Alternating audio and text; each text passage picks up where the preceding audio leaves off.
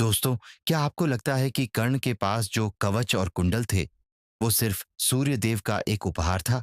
तो आप गलत हैं।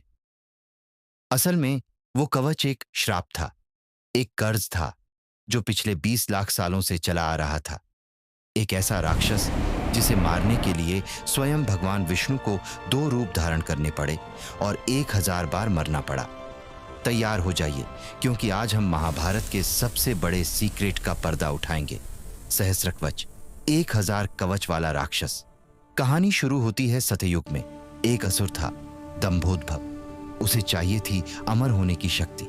उसने सूर्यदेव की ऐसी कठोर तपस्या की कि स्वयं देवता भी कांप उठे। जब सूर्यदेव प्रकट हुए तो दंभोद्भव ने एक ऐसी शर्त रखी जो आज तक किसी ने नहीं सुनी थी।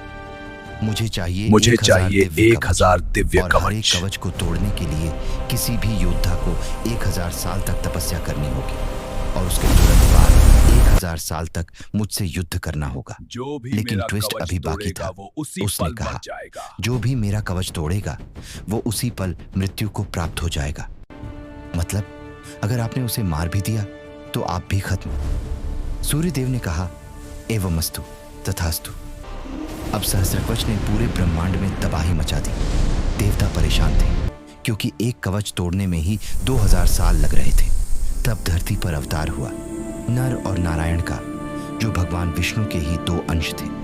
उन्होंने एक इन्फिनिट लूप रणनीति बनाई। जब नर 1000 साल तक तपस्या करते, तब नारायण उस असुर से युद्ध करते। जैसे ही 1000 साल पूरे होते, नर अपनी शक्ति से एक कवच तोड़ देते। शर्त के अनुसार नर उसी पल मर जाते, लेकिन नारायण अपनी तपस्या के बल पर उन्हें फिर से जीवित कर देते। ये सिलसिला 1-2 दिन नहीं, बल्कि लाखों सालों तक चलता रहा। एक एक करके 999 कवच तोड़ दिए गए। अब बचा था आखिरी कवच। अपनी मौत सामने देखकर वो असुर भाग गया और सूर्यदेव के पीछे छिप गया। तभी युग बदला और त्रेता युग के बाद आया द्वापर युग। वही असुर जिसका एक कवच बचा था, सूर्य के अंश के साथ कुंती के गर्भ से जन्मा, और वो कोई और नहीं, कर्ण था। अब समझ आया क्यों कृष्ण ने इंद्र को भेजकर कर्ण का कवच उतरवाया। क्योंकि नियम के अनुसार वो आखिरी कवच सिर्फ वही तोड़ सकता था जिसने लाखों साल तपस्या की हो। नर ने अर्जुन के रूप में जन्म लिया था और नारायण स्वयं कृष्ण थे।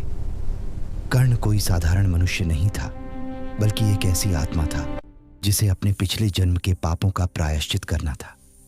इसीलिए वो हमेशा दान देता था, ताकि वो अपने असुर स्वभाव को मिटा सके। क्या आपको लगता है कि कर्ण को उसके पिछले जन्म की सजा मिलना सही था?